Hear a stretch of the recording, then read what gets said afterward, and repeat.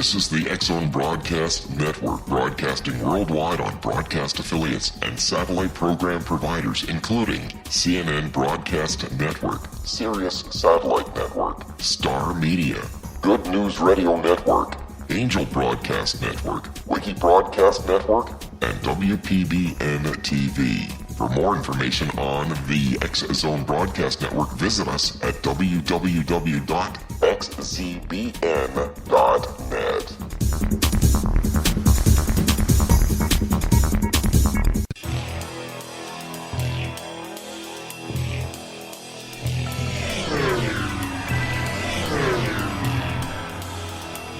This is A Different Perspective with Kevin Randle. A retired U.S. Lieutenant Colonel, Kevin Randle has been studying UFOs for nearly 50 years. Kevin has investigated some of the most famous UFO cases in the world and has been consulted for dozens of documentaries about UFOs. Considered one of the leading experts into the Roswell UFO crash of 1947, Kevin has written more than 25 books about UFOs, including the recently published Roswell in the 21st Century. Now, here is the host of A Different Perspective, Kevin Randle.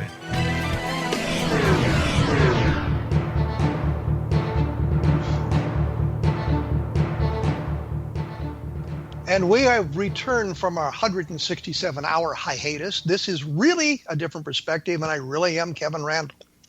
Today, we have Brenda McCLURKIN with us. She works at the Special Collections at the University of Texas at Arlington. And those of you who have been following the study, the controversy, the information about the Ramey Memo, that is the document General Ramey is holding in his office in July 8th, 1947, while the weather balloon is displayed there after the announcement of the Roswell UFO crash. And that information, that picture went from the Star Telegram, where it was from the reporter that originally took it, J. Bon Johnson.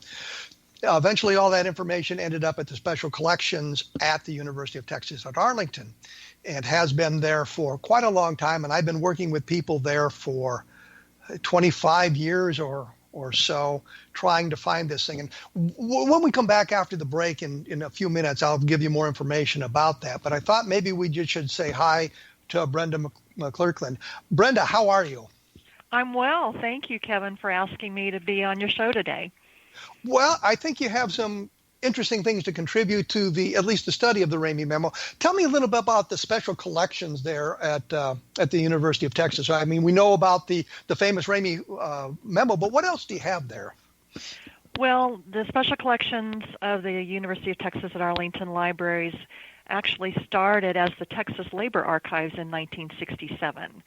So we are about to celebrate our 50th anniversary of the Labor Archives, and we are the official repository for Texas AFL-CIO records. And our oldest union records go back to the late 19th century. They're German brewery workers' records from San Antonio. But we also started collecting shortly thereafter Texas political history. Then we became the University Archives. And in 1973 and culminating 1974, an attorney named Jenkins Garrett, who lived and worked in Fort Worth, but was also on the UT System Board of Regents in the Tarrant County Junior College District, gave the UT Arlington his Texana collection. And his collecting focus was Texas history, Mexico political history from 1810 to 1920, and the U.S. war with Mexico, 1846 to 1848. And his collection included not only book materials, but manuscripts, sheet music, sermons, speeches, military orders, graphics, and broadsides. And well, I've got to break here and ask you a question, because sure. This is March 8th. It's 2 days after the anniversary of the fall of the Alamo. Right. Did that collection include anything about the Battle of the Alamo or the people who were involved? Yes, it does. We have 3 foundation documents for the Republic of Texas. including the original broadside version of the Texas Declaration of Independence. We also have the first newspaper account of the fall of the Alamo, which was published in the Telegraph and Texas Register on March 24th, 1836. So that's a dandy. Well, and I'll just explain. A broadside is like a big sheet of newsprint that was printed and circulated, as opposed to really kind of a newspaper. Right, right. It was the vehicle to inform the general public of the news of the day. Right. And one of the things they did, I think Travis had written a letter from the Alamo. Colonel Travis had written a letter that was published as a broadside and circulated throughout Texas prior to the fall of the Alamo. Right. In fact, that issue of the Telegraph and Texas Register includes on the page 4 a copy of a letter from Travis. Well, we're going to have begging for help. Yes, we're going to have to take a break, and I promise we'll get away from the Alamo. Right. I say that to the audience who's tuned in to listen to things about UFOs and that stuff. We'll get back to the Ramey Memo. You can find more information about this at www.kevinrandle.blogspot.com. And if you're interested in the Roswell case, take a look at my book, Roswell in the 21st Century. We will be back right after these words.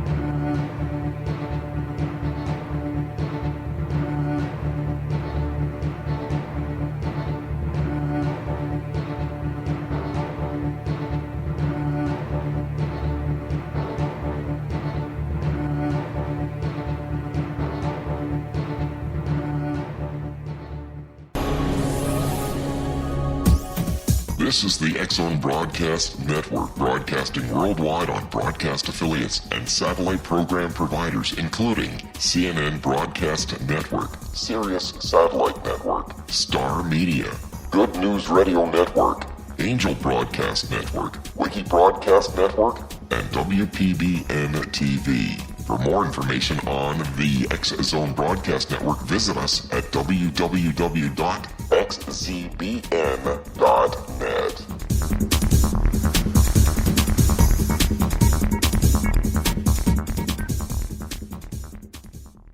How would you like to be able to read other people's minds? Well, the next best thing is here. When you know how to read a person's name, you know how the person thinks, feels, and behaves.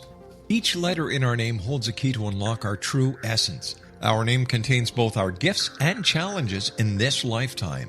Mnemology science discovers personality secrets hidden in the placement of the letters of our names, including the first and last impression people remember about us. Sharon shows us how to interpret the arrangement of letters as outlined in her book, Know the Name, Know the Person.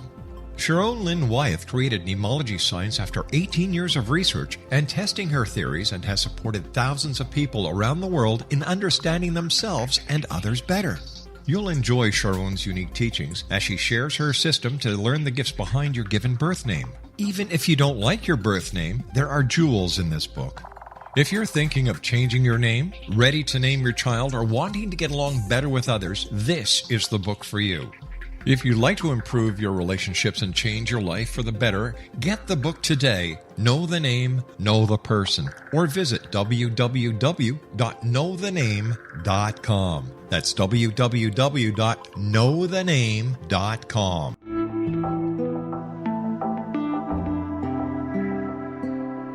Take a step back in time and discover old Florida cuisine at Marsh Landing Restaurant in Fellsmere, Florida.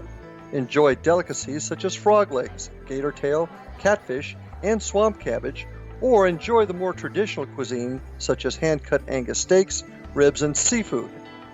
Join us for breakfast with a southern flair featuring sweet potato pancakes, biscuits and gravy, and much more. Planning a party? Marsh Landing's private dining rooms can accommodate groups from 8 to 80 people. While you visit, enjoy the historic pictures, artifacts, and stories that line the walls. Marsh Landing is truly a unique experience. Marsh Landing Restaurant, 44 North Broadway in historic downtown Fellsmere, or visit marshlandingrestaurant.com. Marsh Landing, Old Florida cuisine at its best.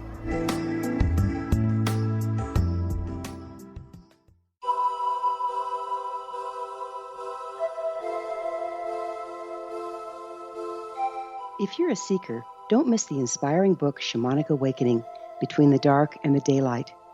This remarkable work chronicles shamanic counselor and indigenously trained dream decoder Sandra Cochran's 35 years of experience with diverse wisdom keepers throughout the Americas. Sandy's initiations across the British Isles, Turkey, Greece, and Egypt, combined with her knowledge of symbology, psychology, and myth, influence her dream blog and workshops. Sandy offers private readings, sacred international journeys, a meditative CD, and her book, Shamanic Awakening, to encourage you as you navigate your earth walk and create a deeper connection to yourself. Find this and more at her website, starwalkervisions.com.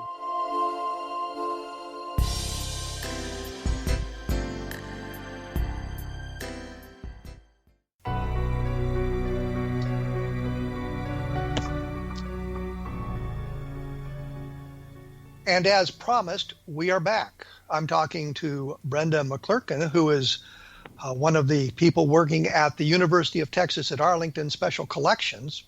And before we went away on the break, I had asked her a question about the Alamo, which I find absolutely fascinating, the whole history of the Texas War for Independence and that sort of thing. So there were questions that I had. And one of them came to me. There's been a controversy over the years about Davy Crockett surrendering at the Alamo. I'm figuring if all your friends are dead and there's like 9 billion Mexican soldiers in the fort, you don't have much choice but to surrender. But that's just my opinion. But the information came from a book by a fellow named De La Pena, I think, that was allegedly published right after the battle. And you had mentioned this collection, and I wondered if there was a copy of that manuscript in that collection, or did that come from somewhere else, or do you even know? Because, I mean, this is really getting down into the minutia of the battle. Well, the original De La Pena diary is at the Briscoe Center for American History at the University of Texas in Austin. So I'd have to check to see if we have a copy of it, but the original is at UT. Is there, and again, I'm getting into the minutia, and you might not know this, there's a controversy about whether it was a forgery. Right. And I wondered if that controversy had been resolved at all. Had anything been done to actually resolve that controversy? I heard a presentation about that at an archival conference, actually, and I have not heard any resolution to that, but that was a number of years ago. Well, and that kind of gets us back to the UFOs, because there's been an awful lot of fake documents passed in the UFO community. And so I'm familiar with some of the processes of attempting to validate these things. And in fact, there was, and I'm going off on a tangent here again, there was a movie called Truth, and it was just on the other day, and it was about the controversy about George Bush's National Guard service, Air Guard service during the Vietnam War. And so I that all kind of plays into the trying to figure out whether documents are authentic or not authentic, inauthentic, and that sort of thing. So it's kind of an interesting thing. I think in that case, it's pretty well established those documents about Bush's service were forged. But I've gone off on a tangent here, which I am known to do. To continue your tangent for just a moment there, I mean, a lot of the early Texas documents there's forgeries there too. In fact, there's a book called Texas Fake that talks about that. Well, there was also one that a guy wrote about Davy Crockett in the Alamo that talks about an awful lot of the fakery going on in documentation out of the Texas War for Independence and the Texas Revolution and that sort of thing, that time period. There's a lot of that sort of thing going on. And as we look at other things, and we get an awful lot in the UFO field, and that's what's so important about the Ramey Memo. But you're looking for a provenance of the document. Can you link it to something in the area? And with the Ramey Memo, notice this brilliant transition here. With the Ramey Memo, we know when the picture was taken. Ramey is holding the document in his hand. There is all kinds of transmittal documents about the photograph, who took it, how it was taken, when it was taken, and all of that sort of thing. So we have the perfect provenance. The only problem is we can't read the memo at this point. You were going to comment. I was going to say, I think there's even some controversy as to how he came by the memo, too, isn't there? Yes, there is. The one thing we can say is the material in the picture is a weather balloon. The balloon envelope is seen in the picture. The debris from the Raywin radar target is in the picture. That's clear as day. We've got that. But the question is, where did the document he's holding come from? Some of the people believe that it was from the message center there at the base at the, I think it was the Carswell Army Airfield, not Carswell, the Fort Worth Army Airfield at the time, later Carswell Air Force Base. Was it a message from the communications center, or did J. Bond Johnson, the reporter, bring it with him? Because it looks like it's a bit of teletype, and the thinking is, and Johnson actually said this at one point, that he had brought the document into the office and handed it to Ramey. He then backtracked on that when he realized that the importance of the memo would be degraded if it was in fact teletype from the newspaper office, as opposed to something that had been transmitted by the military. Mm-hmm.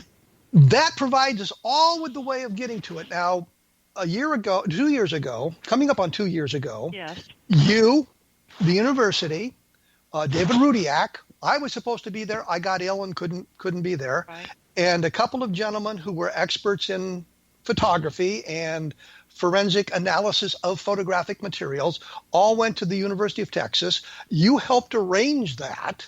Yes. Can you tell us a little bit about what went on there so that I can shut up? Okay.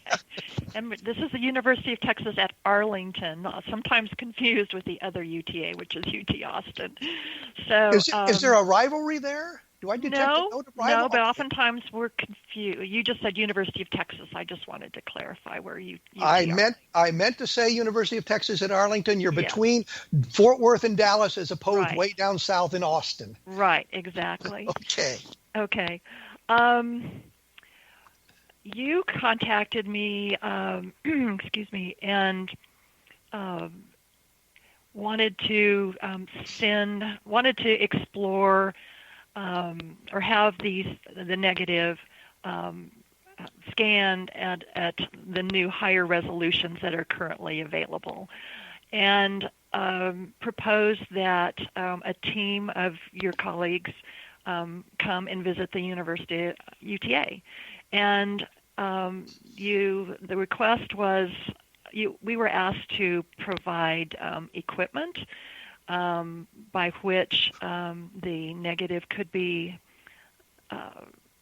observed or to be viewed. And one suggestion was a biological microscope outfitted with a camera. So Dr. Jeffrey Demuth of the biology department was very gracious in allowing us access to such a microscope, and even provided a graduate assistant to help operate and facilitate the digitization, the photography of the negative.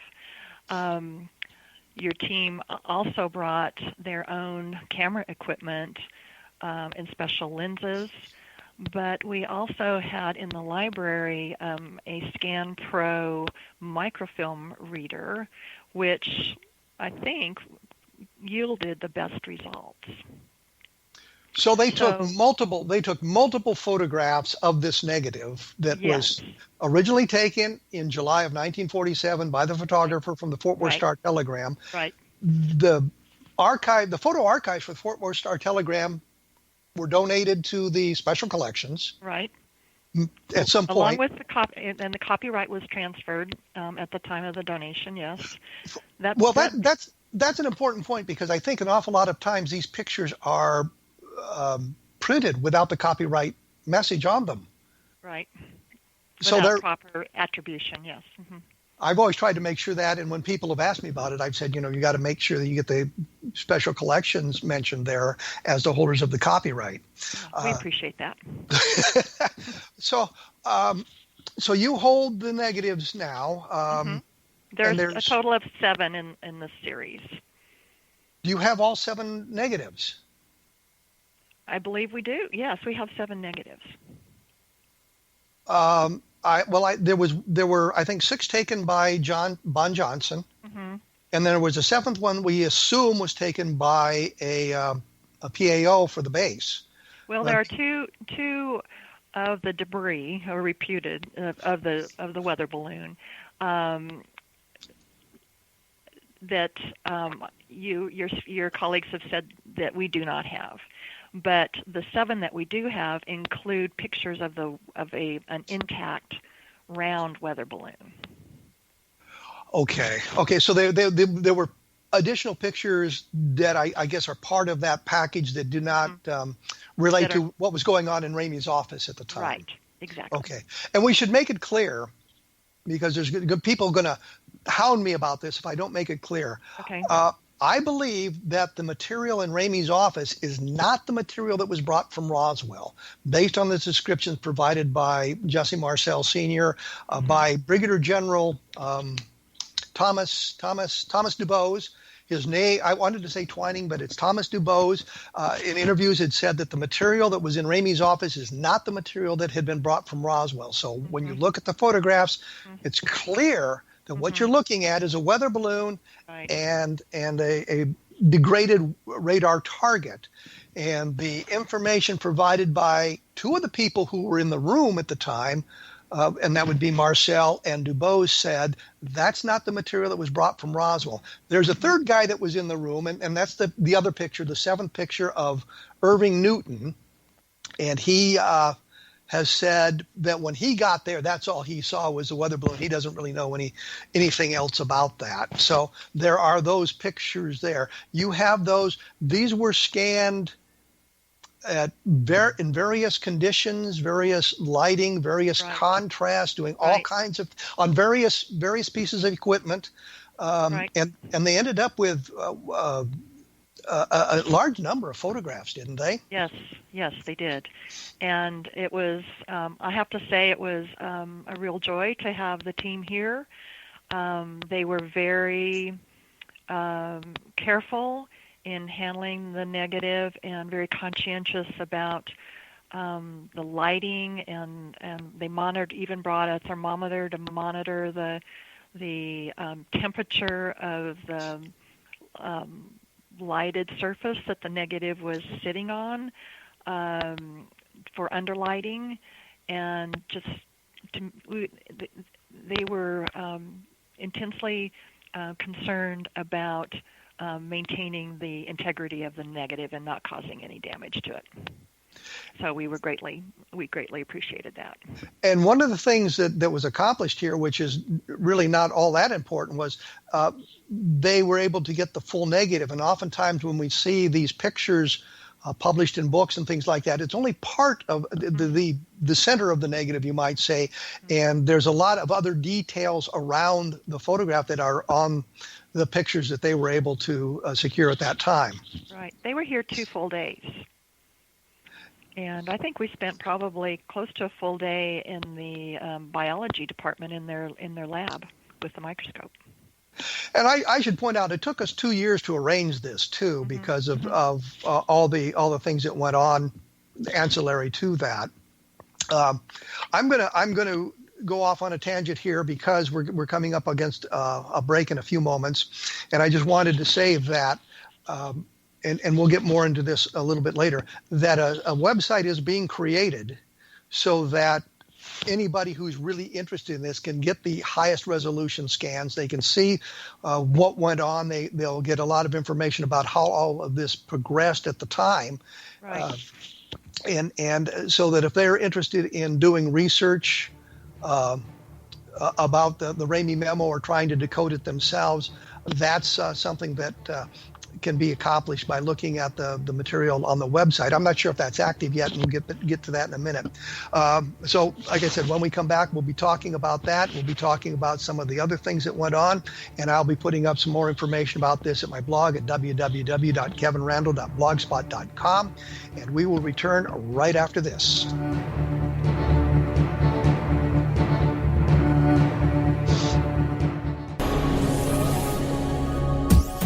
This is the X-Zone Broadcast Network, broadcasting worldwide on broadcast affiliates and satellite program providers, including CNN Broadcast Network, Sirius Satellite Network, Star Media, Good News Radio Network, Angel Broadcast Network, Wiki Broadcast Network, and WPBN TV. For more information on the X-Zone Broadcast Network, visit us at www.xzbn.net.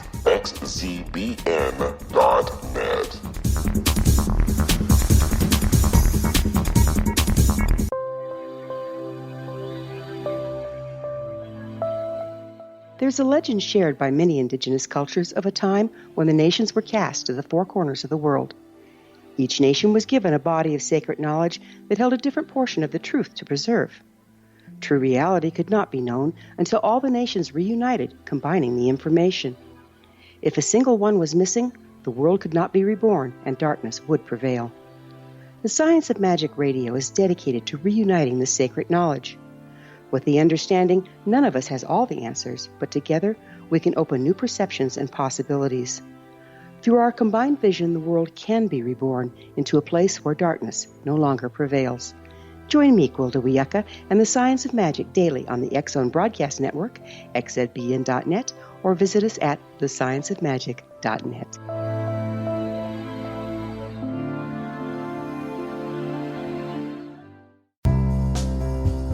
Gibbs A. Williams, Ph.D., is a practicing psychoanalyst, supervisor, researcher, and author in New York City. Much of his life has been dedicated to understanding nature and the uses of meaningful coincidences or synchronicities. His radical and original non-Jungian, non-mystical, non-magical theory of synchronicities illuminates much of the fog surrounding this challenging and perplexing topic. His ideas and manners are fresh, presented in a style that is both entertaining and highly informative.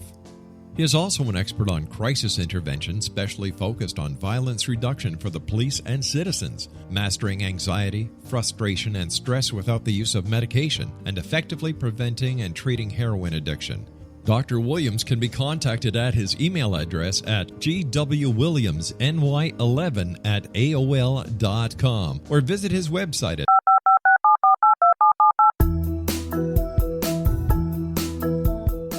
Did you know that when you're on the road with limited data or Wi-Fi, you can still listen to the X-Zone Radio Show with Rob McConnell, The Science of Magic with Gwilda Wiyaka, X-1, Dimension X, Space Patrol, and every minute of the X-Zone Broadcast Network by calling 213-401-0080, courtesy of Audio Now. No smartphone, app, or internet needed. It saves your data plan, and it's free if you have unlimited minutes.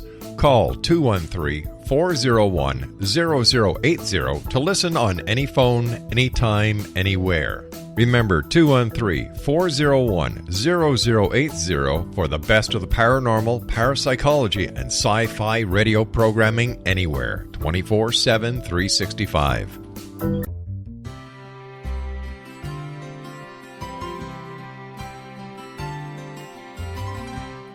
True healing must address 4 levels: physical, emotional, mental, and spiritual, for us to live joyful and productive lives. We tend to treat 3 of the 4, leaving the spiritual languishing. If you're tired of the same dysfunctional patterns cropping up in your life, Soul Balancing is for you. Trixie Phelps, owner and founder of Soul Balancing, is a naturally gifted energy healer trained in numerous esoteric forms, including shamanism. Trixie has created a powerful modality that safely and effectively clears your energetic field. A soul balancing session can remove interference, heal trauma, and restore your hope. Contact Trixie for a life-changing long-distance session today. www.soulbalancing.world.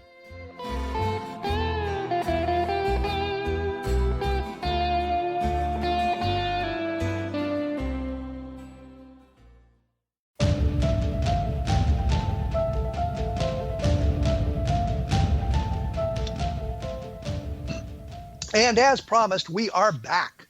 I'm talking with Brenda McCLURKIN, who is a team member at the University of Texas at Arlington Special Collections, where the negatives for the Ramey Memo are being housed. And I thought before we get to the website and some of the other things, I would kind of give a brief history of how I got involved in this sort of thing, which comes many, many years ago. When I began the Roswell research, we learned that, of course, there were these photographs that had been taken in Ramey's office, and I was trying to trace them down. And the original message, copyright material I had said that it was from the Bettman Photo Archives. I wrote to them, and they said, no, those pictures had been gone somewhere else. And I knew that it had been taken by the fellow at the Fort Worth Star-Telegram, and I asked them about it. They pointed me to the special collections. I wrote to a woman there named Betsy Huden, and this was like 1989, so it's a long time ago. And she said that somebody else had just been in there looking at it, and he was the guy that took the photographs, which was J. Bon Johnson. Oh, okay. And I had asked if she could tell me how to get in touch with him, and she didn't feel right about doing that. But I suggested, if I send you a letter, would you forward it to him? And she said she'd be happy to do that.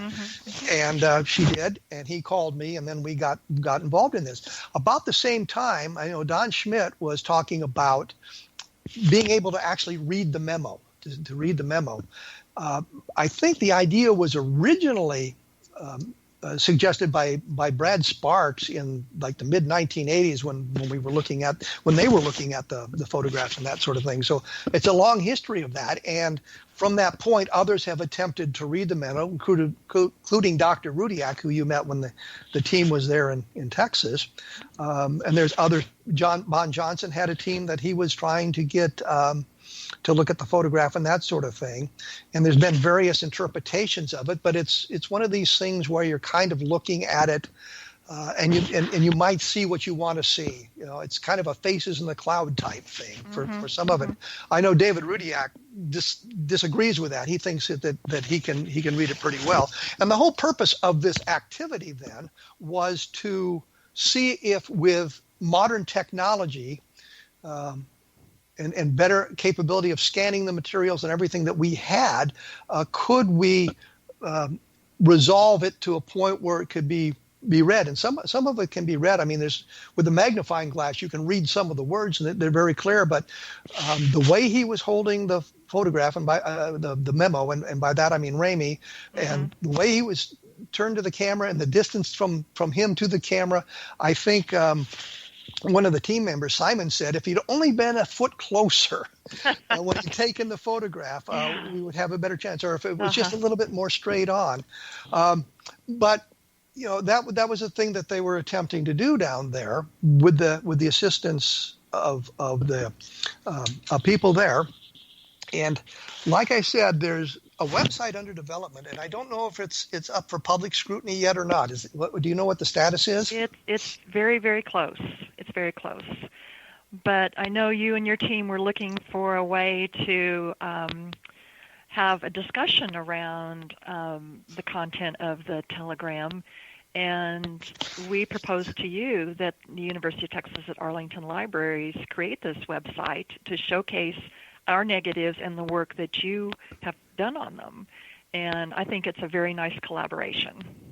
Well, I think the point is it allows anybody who's interested in this seeing the best resolution scans and possibly download those and apply technology as it grows to see if they can do that. And there's just been some discussion about that, some of the latest technology that's available through Adobe Photoshop and that sort of thing that might help us resolve some of this. And it gets down to the digitalization, the pixelation of the negative. And the problem there is, I guess there's some dirt and debris that has accumulated on the negative over the years. Yeah, it's from 1947. So. And that kind of complicates the issue a little bit, but they're looking at a negative, and there's masking elements in the negative. The word I'm searching for is escaped me at the moment, but there's problems with the halides of silver and the way everything is clumped and put together on the negative so that you can see it. And it's an attempt to separate some of that, because when you get down to the microscopic levels, which they were looking at, that debris and those elements in the negative kind of disguise some things once in a while. Mm-hmm. Did you notice that as you were looking at it under these high resolution scans? I was observing the whole process, so I did not look that closely because David was the primary person that was working with the graduate assistant in the biology department, and with Kathy Spitzenberger here in the library in doing the digitization. So I was an interested bystander and just watching the process and just making sure that everything that our negative was being handled properly. And we should point out that Simon is a high-ranking police official whose specialty is forensic analysis, and Jerry has a similar background. So the two of the people on the team this is what they did do for a living, or they do for a living, and they've continued to kind of work on it to see if new developments will allow us to read it in a way that everybody can do it, so we all agree on what it says. Right. And it was fascinating to talk to both Jerry and Simon too, just about their experience, and I thoroughly enjoyed those 2 days when your team was here. This was kind of a special arrangement, though, wasn't it? I mean, it wasn't something that you guys normally do. No. Not at all. Yes, we made special arrangements, and we're happy to be a part of this. Well, the interesting thing is, and I point this out because we don't want people just showing up at the door. Yes, thank you. Saying we'd like to see this negative now. I mean, it was a process that took about 2 years to get everything arranged and make sure that the university was protected and the copyright was protected and that the negative was protected, and everything worked out that way. So it was a long, involved process that way. Our digital creation department did the website, and I think they've done a fine job. So. I would not argue that point with you.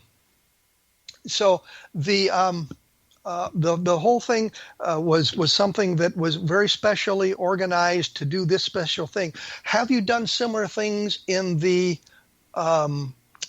past for other elements of special collections?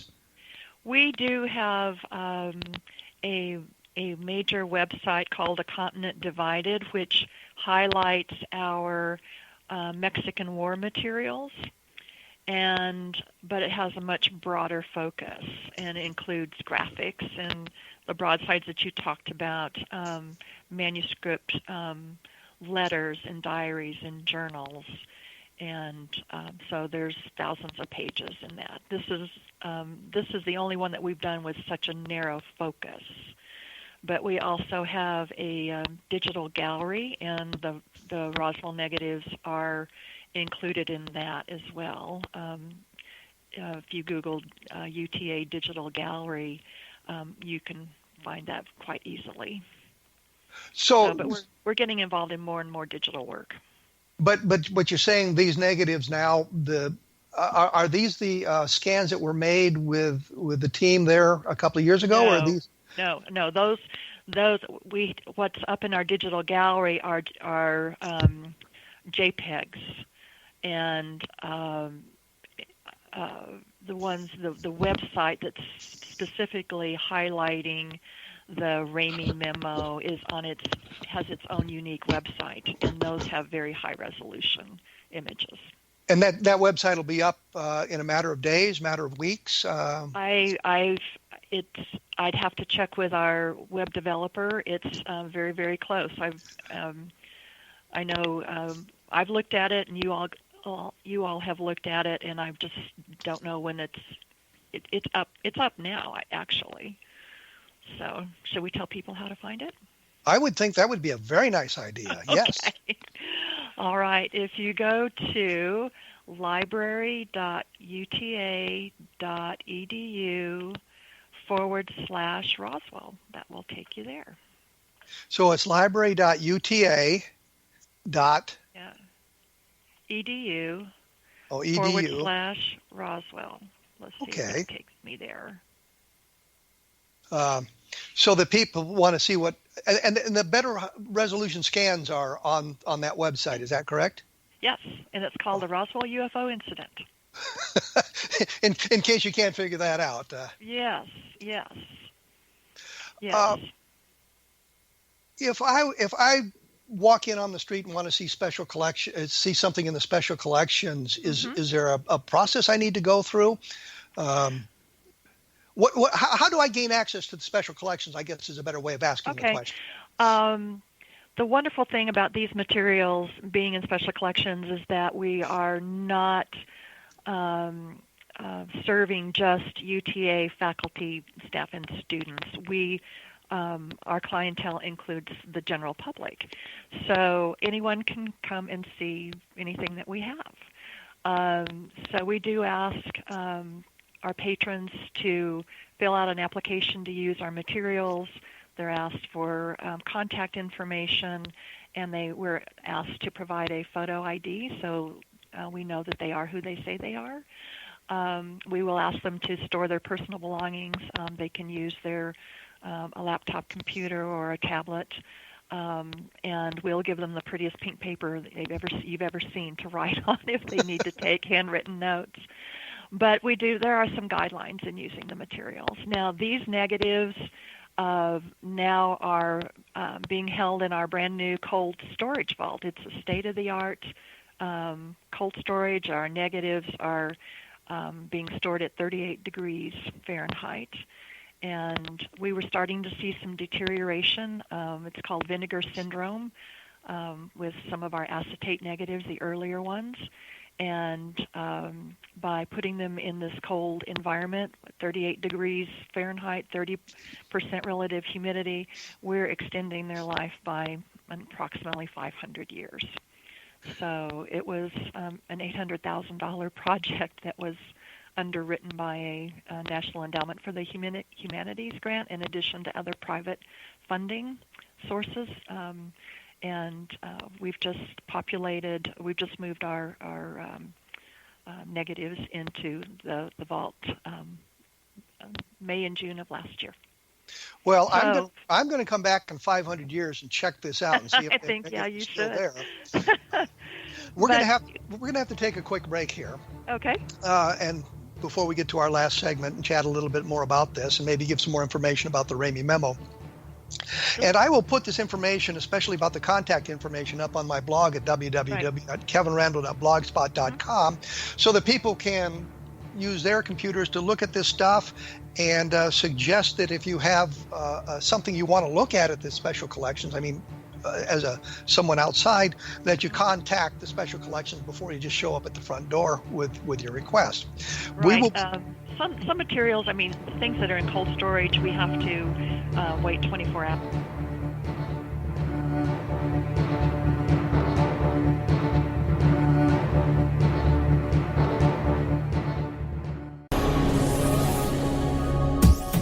This is the X-Zone Broadcast Network, broadcasting worldwide on broadcast affiliates and satellite program providers, including CNN Broadcast Network, Sirius Satellite Network, Star Media, Good News Radio Network, Angel Broadcast Network, Wiki Broadcast Network, and WPBN TV. For more information on the X-Zone Broadcast Network, visit us at www.xzbn.net.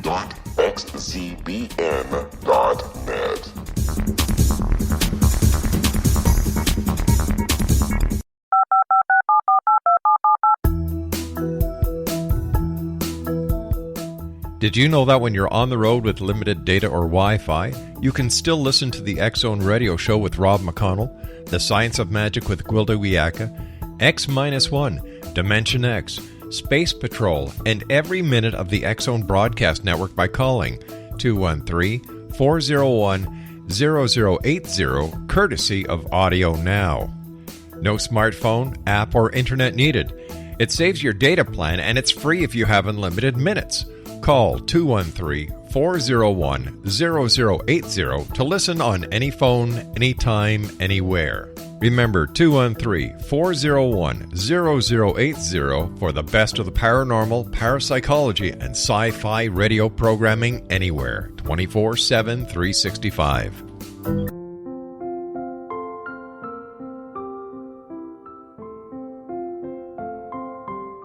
I am Dr. Carl O'Helvey, founder, president of a new cancer foundation focusing on evidence-based physical, mental, and spiritual interventions, including natural cancer cures, prayer, meditation, affirmations, nutrition, and other related holistic cancer prevention and cure modalities. These are used in cancer education, research, and financing care. I ask for your help to continue this important work by donating at www.holisticcancerfoundation.com.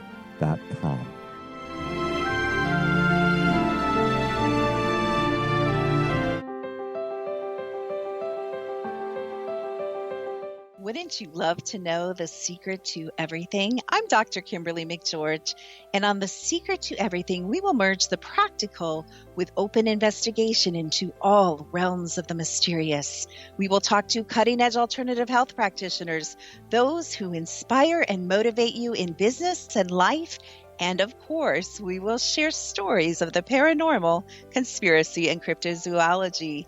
You will transform because of the frequency I carry, the frequencies my guests carry. Life may never be the same after you listen to this program, for the secret to everything is for you, the listener, for those who desire more in every area of their lives and believe that it can still be found. Listen and discover thesecrettoeverything.com.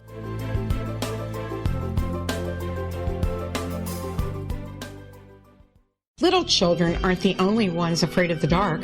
Millions of soldiers return from war zones with PTSD, anger, frustration, fear, and loneliness, much of which surfaces during the darkness of the night.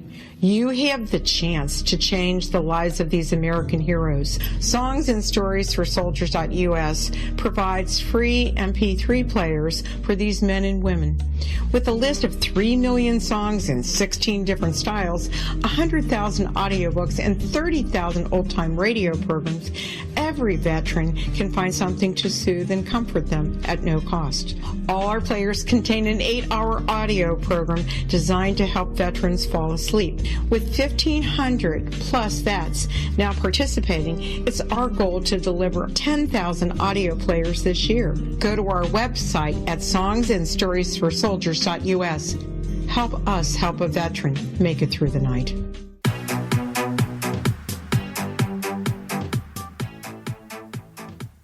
And as promised, we have returned. I'm joined with Brenda McCLURKIN here from the University of Texas at Arlington Special Collections. And when we went away, we were talking about how the average person could get in to see some of the materials in the special collections. And I wanted to make sure that we got that in completely. You were saying that the negatives in this special vault that cost $800,000, this controlled atmosphere vault, it requires at least 24 hours notice before you can take negatives out of it? Well, it takes 24 hours for the negatives to acclimate because they're in a 38-degree temperature. We can't just take them out and put them in a room in regular room temperature.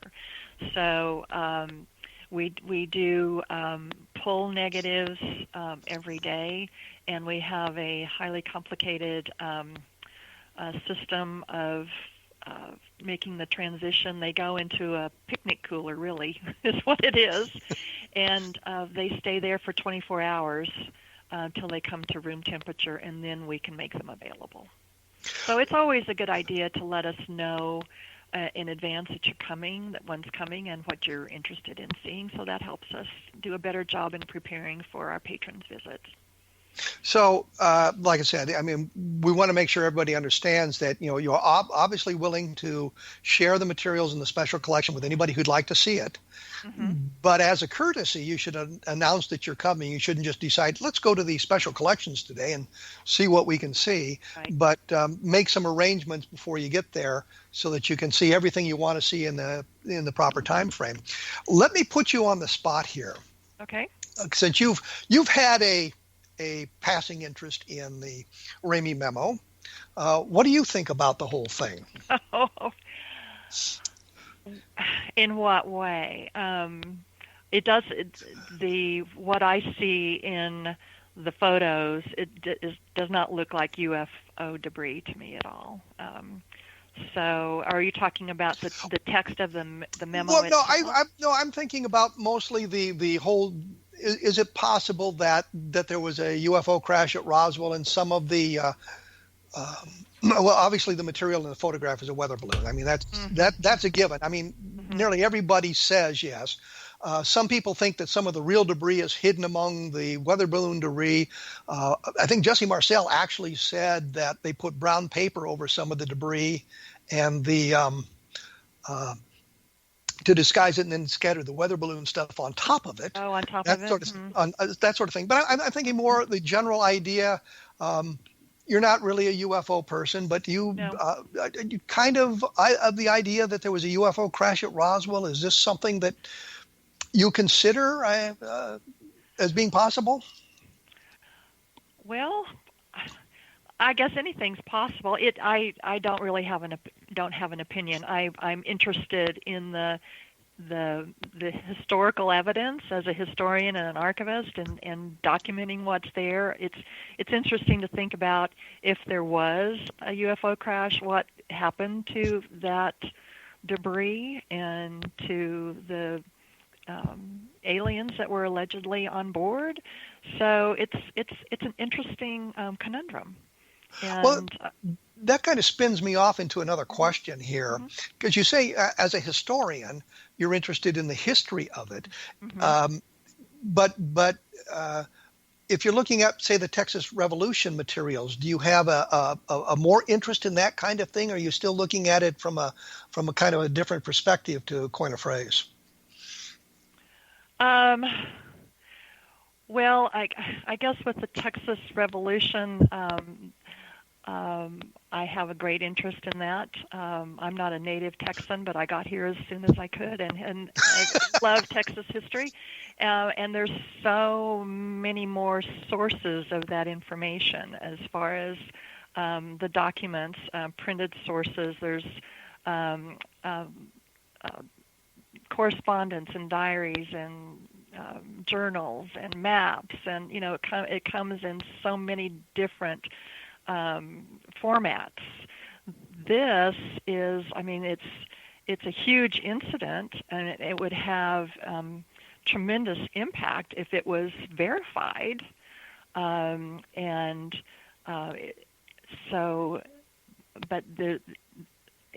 guess it's the sources of that information are not as widely, I don't know what I want to say, widely authenticated, disparate, as it is for something that lasted for years.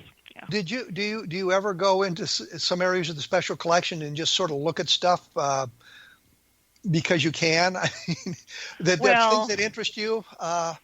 I've been in special collections almost 15 years, and I drive 90 miles a day to get here, to come to and from work. And the joy of my job is every day is a day of discovery, from something that I haven't seen before, and to working with people to bring new old materials into the library, and just working with, for instance, your team. That this was very stimulating and interesting activity, and I thrive on that sort of thing. When, not to pin you down, but when you say you drive 90 miles every day, is that round trip or just one way? Round trip. Okay. I asked that only because back in the olden days when I lived in Texas, I lived out in Mineral Wells, which is where the Fort Walters was, the Army primary helicopter school. Yes. And so I just wondered if you lived out in that direction or some other direction. I do. I live just down the road in Weatherford. Oh, I was going to bring up Weatherford. The one thing I remember, you go to Weatherford, you had to drive around the damn courthouse to get to Fort Worth. Yes, you do. Okay. And Weatherford was a nice town, except they tended to stop some of our friends for speeding frequently there. Oh, well, it's a wonderful community. It really is. We enjoy living there. In the special collections, is there any other UFO-oriented material that gets questioned very often, or is this really kind of it with the Ramey Memo? This is it, and really, of the over 4 million negatives in the Fort Worth Star-Telegram collection, this is by far our most widely requested image. Do you, if somebody asked you to make prints of it and send them to you, did you do that sort of thing? I mean, not for free, of course, but would you make prints for people? They can download those JPEG files off of our digital gallery for free, and you can download off of the Roswell UFO Incident website at no charge. But yes, we can provide a scan. There's a $10 preservation fee for that, and we do charge a publication fee if it is a commercial publication. But otherwise, for scholarly use or personal use, there's no publication fee charged. So what we're saying here is you can get access to almost the best material possible on the Ramey Memo now through the internet. You don't have because when I began, we had to order pictures. Mm-hmm. And I know that Stan Friedman had paid someone, probably 20 years ago now, to go to the University of Texas at Arlington, special collections, and collected the negative to take it out to be scanned, so that at that time the best resolution scans that would be available, and then of course return it to them. And now if I wanted the Ramey Memo, I could send you an email and you'd say, hey, here's how it's on the internet. You can download it yourself here in a matter of seconds. Right. Yes. But there is a publication fee for that. And the other thing. No, not if you don't. If it's to be used in a commercial publication. Yes. Then yes. We would like to be contacted for permission to publish. Okay, and that's an important point, because I know a lot of this stuff circulates on the internet without the proper credit being given and the that sort of thing. The other thing I was going to ask you quickly, because we're really running out of time here, is you say there are 4 million negatives in the Fort Worth Star-Telegram archive? Right. And it's we haven't counted every one of them, but we estimate at least 4 million, and some have estimated 4.8 million. We've got over 5 million negatives in our collection, and that's why the cold storage vault was an imperative for us, or we were going to lose our history. What's the earliest photograph you have? We have some daguerreotypes that date back into the 1840s. Oh my Lord! Mm-hmm. And the Star-Telegram? Not in the Star-Telegram, no. Our photo collections, yeah. In the Star-Telegram? In the Star-Telegram, we have negatives going back to the mid-1920s. They're glass plate negatives. And in the film negatives, the earliest date back to about 1935. Do you have any Civil War photographs in all of that? Yes, we do. And a lot of the Civil War materials we have some that were copied by the Fort Worth Star-Telegram, but a lot of those images are nestled into collections of personal and family papers, too. So we really have a wonderful collection.